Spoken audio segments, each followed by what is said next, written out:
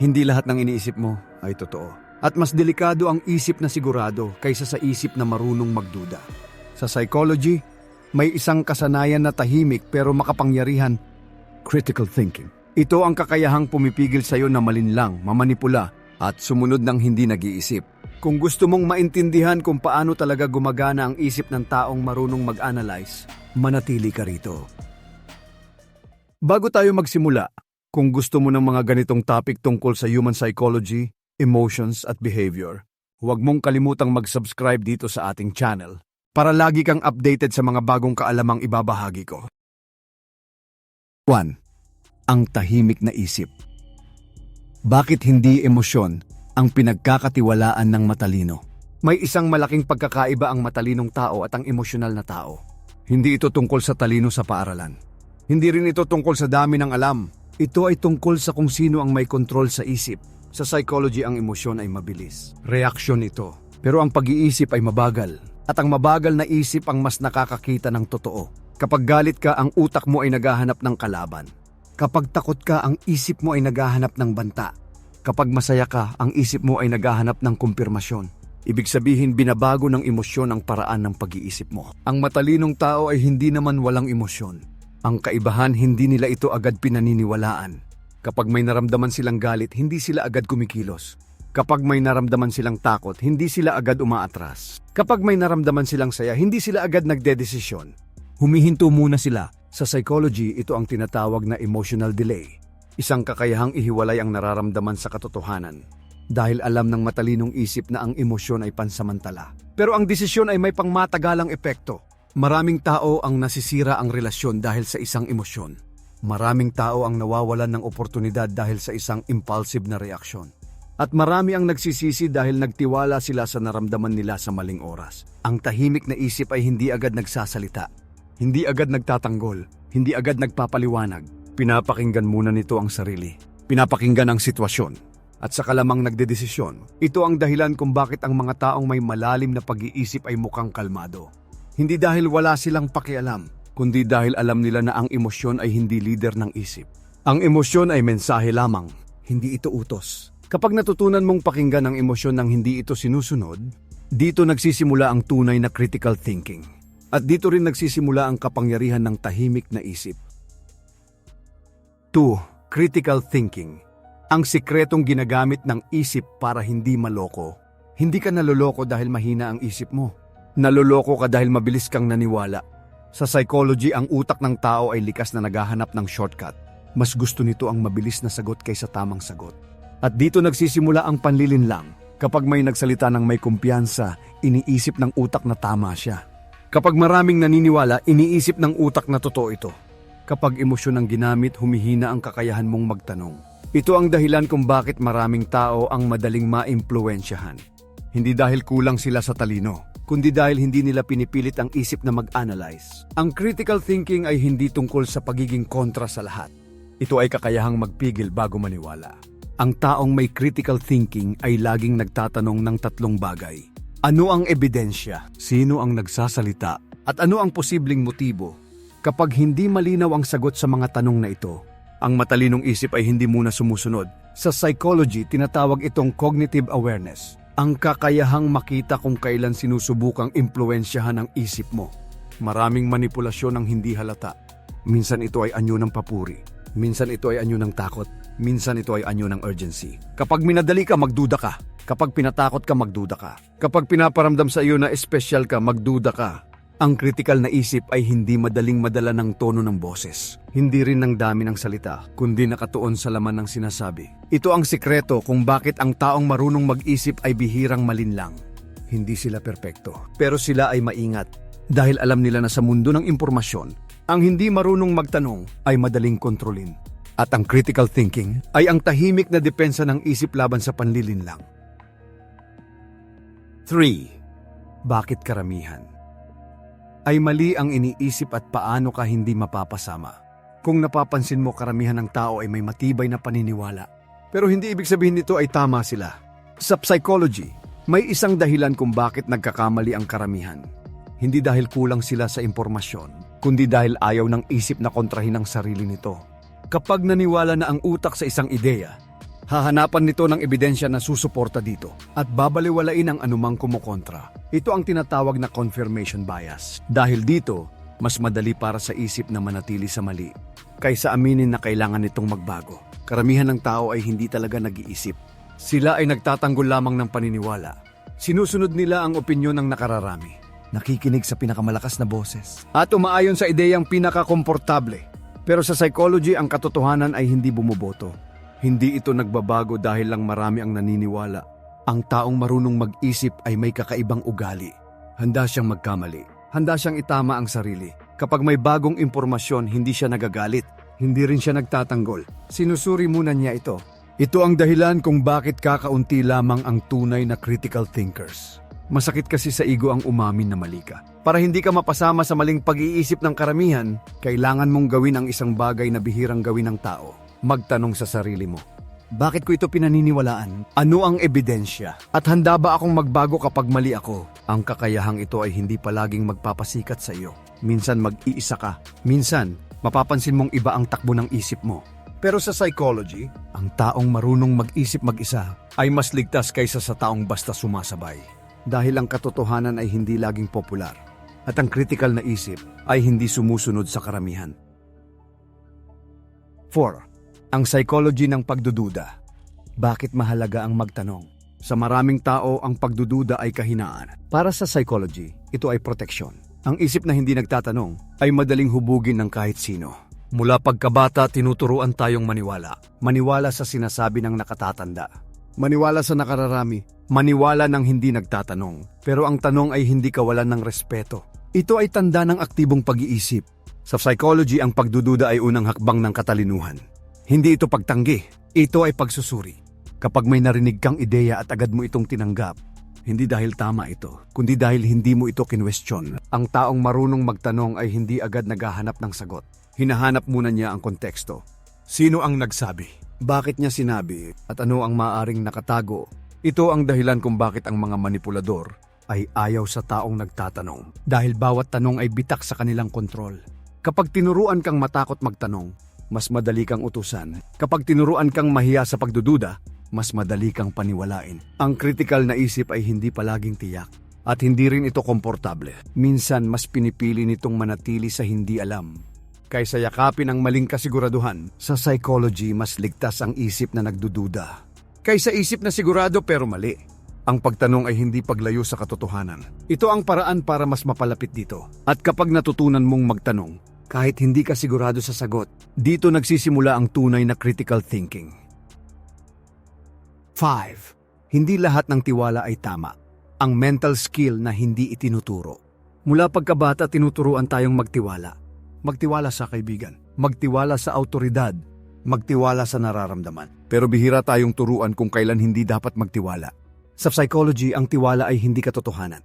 Isa itong desisyon ng isip. Kapag may tiwala ka, bumababa ang bantay ng pag-iisip mo. Mas kaunti ang tanong, mas kaunti ang pagsusuri. Ito ang dahilan kung bakit ang maling tiwala ay mas mapanganib kaysa sa malinaw na kasinungalingan. Ang taong may critical thinking ay hindi agad nagbibigay ng buong tiwala. Hindi dahil masama ang ugali niya, kundi dahil alam niya ang limitasyon ng impormasyon. Ang mental skill na hindi itinuturo ay ang conditional trust. Ibig sabihin ang tiwala ay may hangganan, may panahon, at may ebidensya. Hindi sapat ang mabuting intensyon. Hindi sapat ang maayos na salita. Hindi sapat ang magandang impresyon. Sa psychology, ang isip ay madaling malinlang ng consistency. Kapag paulit-ulit ang isang kilos, iniisip ng utak na ligtas ito. Pero ang consistency ay hindi garantiya ng katapatan. Ang matalinong isip ay patuloy na nagmamasid. Kahit may tiwala na, kahit pamilyar na, hindi ito paranoia. Ito ay awareness. Maraming tao ang nasasaktan, hindi dahil nagtitiwala sila, kundi dahil tumigil silang magmasid. Ang critical thinker ay marunong magbigay ng tiwala, pero hindi isinusuko ang pag-iisip. Dahil sa psychology, ang tunay na lakas ng isip ay hindi ang bulag na tiwala, kundi ang kakayahang magtiwala ng may malinaw na hangganan. 6. Paano mag-isip ng hindi nadadala ng opinyon ng iba? Isa sa pinakamalakas na puwersa sa isip ng tao ay ang opinyon ng nakararami. Sa psychology, likas sa utak ang maghanap ng pagkakabilang. Mas ligtas ang pakiramdam kapag pareho ang iniisip ng iba. Pero ang ligtas ay hindi laging tama. Kapag paulit-ulit mong naririnig ang isang ideya, Unti-unti itong nagiging pamilyar. At kapag pamilyar na, iniisip ng utak na totoo ito. Ito ang tinatawag na social influence. Hindi ka nadadala dahil mahina ka. Nadadala ka dahil tao ka. Ang taong marunong mag-isip ay may kakayahang huminto sa gitna ng ingay. Hindi niya agad tinatanggap ang opinyon ng iba, kahit ito ay galing sa maraming tao o sa taong may autoridad. Sa halip tinatanong niya ang sarili. Ano ang ebidensya? Ano ang lohika? At ano ang kulang? Ang mahalagang hakbang ay ang paghiwalayin ng ideya at ang nagsabi nito. Dahil sa psychology, ang utak ay madaling maniwala kapag gusto nito ang kahit mali ang sinasabi. Ang independent thinking ay hindi pagiging kontra. Ito ay pagiging responsable sa sariling isip. Minsan mapapansin mong ikaw lang ang naiiba. Minsan, makakaramdam ka ng pagdududa sa sarili. Normal ito. Ang critical na isip ay dumadaan muna sa discomfort bago makarating sa kalinawan. Para hindi ka madala ng opinyon ng iba, kailangan mong sanayin ang isang ugali, makinig ng buo, pero magdesisyon ng mag-isa. Sa psychology, ang taong may sariling isip ay hindi pinakamalakas ang boses, pero siya ang pinakamalinaw mag-isip. 7. Critical thinking, ang sandata laban sa manipulasyon. Hindi lahat ng impluwensya ay halata. Ang pinakamapanganib na manipulasyon ay iyong hindi mo nararamdaman. Sa psychology, ang manipulasyon ay hindi puwersa. Ito ay direksyon ng isip. Kapag kontrolado ang emosyon mo, madaling idirekta ang desisyon mo. Takot ang ginagamit para sumunod ka. Guilt para magbigay ka. Papuri para magtiwala ka. At kadalasan hindi mo napapansin, ang critical thinking ay hindi pag-atake sa tao. Ito ay pagbusisi sa mensahe. Ang taong may critical na isip ay hindi agad tinatanggap ang dahilan. Kahit ito ay mukhang makatao o mukhang makatarungan, tinatanong niya, ano ang pakinabang? Sino ang makikinabang? At ano ang mawawala sa akin? Sa psychology, ang manipulasyon ay gumagana kapag mabilis ang reaksyon. Kaya ito ay laging minamadali. Kapag may pressure, huminto ka. Kapag may ultimatum, mag-isip ka. Kapag pinaparamdam sa iyo na wala kang choice, doon mo mas kailangang magtanong. Ang critical na isip ay hindi emosyonal sa oras ng desisyon. Inihihiwalay nito ang nararamdaman sa katotohanan. Hindi dahil wala itong pakialam, kundi dahil alam nito na ang emosyon ay madaling gamitin laban sa iyo. Maraming tao ang nakokontrol, hindi dahil mahina sila, kundi dahil hindi sila sinanay magtanong. Ang critical thinking, ang tahimik na sandata ng isip. Hindi ito nakikita, hindi ito maingay, pero ito ang dahilan kung bakit ang ibang tao ay mahirap manipulahin. 8. Ang isip na hindi basta naniniwala. Psychology ng matalinong tao. May isang ugali ang matalinong tao na madalas na pagkakamalang pagiging malamig o mayabang. Hindi sila basta naniniwala, hindi dahil wala silang tiwala sa tao, kundi dahil may tiwala sila sa proseso ng pag-iisip. Sa psychology, ang paniniwala ay hindi automatikong katotohanan. Isa itong desisyon ng isip na dapat may batayan. Ang taong matalino ay hindi agad tumatanggap ng ideya. Kahit ito ay mukhang lohikal o maganda pakinggan, humihinto muna siya. Tinitingnan niya kung ang ideya ay suportado ng ebidensya o inuulit lamang ng marami. Hindi siya natatakot magmukhang hindi sigurado. Dahil alam niya na ang maling kasiguraduhan ay mas delikado kaysa sa pagdududa. Sa psychology, ang intelligent mind ay komportable sa uncertainty. Hindi nito kailangang may sagot agad. Mas mahalaga ang tamang tanong. Kapag may bagong impormasyon, hindi siya agad sumasang-ayon. At hindi rin agad tumututol. Pinag-aaralan muna niya ito. Ito ang dahilan kung bakit ang taong may malalim na pag-iisip ay bihirang madala ng hype o ng emosyon ng karamihan. Ang isip na hindi basta naniniwala ay hindi sarado. Ito ay disiplinado. Marunong itong maghintay, magtimbang at magdesisyon sa tamang oras. Sa psychology, ang katalinuhan ay hindi nasusukat sa bilis ng pagsagot, kundi sa lalim ng pag-unawa. At ang taong marunong mag-isip ay hindi naghahabol ng paniniwala, kundi ng katotohanan. 9. Bakit mas mapanganib ang maling paniniwala kaysa kakulangan ng kaalaman? Ang taong walang alam ay may isang kalamangan. Alam niyang may kulang siya, pero ang taong may maling paniniwala ay kumbinsido na tama siya. Sa psychology, dito nagsisimula ang tunay na panganib. Kapag kulang ka sa kaalaman, bukas ka sa pagkatuto. Handa kang makinig. Handa kang magbago. Pero kapag mali ang paniniwala mo, sarado ang isip mo, hindi mo hinahanap ang katotohanan dahil pakiramdam mo ay nahanap mo na. Ito ang dahilan kung bakit mas mahirap baguhin ang maling paniniwala kaysa magturo sa walang alam. Ang maling paniniwala ay nagiging filter ng isip.